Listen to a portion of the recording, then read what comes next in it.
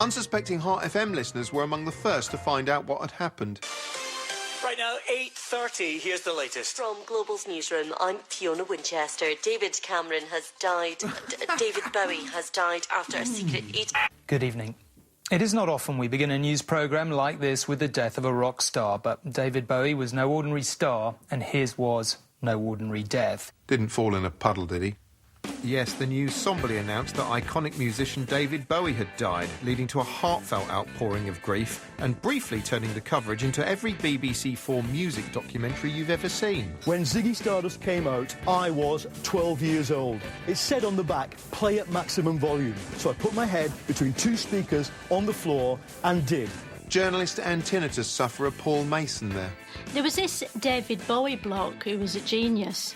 He was a pop star and also a spaceman, and he became the first person to discover there were spiders on Mars.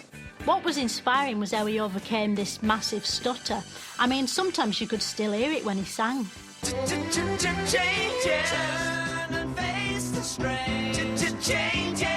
He sang about things no one had bothered writing songs about before, like space travel and fame and Les Dennis. And about salmon fishing. And about someone making love with his eagle. Which is sort of sick, come to think of it. He had all these different personalities, like Harry Potter, Peter Cook, Rula Lenska, David Bowie, David Bowie. I mean, it was like he was on shuffle mode. You never knew who he was going to be next. Ziggy played for time. I like Ziggy Stardust and the funky businessman thing he did in the 80s, but my favourite of all David Bowie's personas has to be Prince.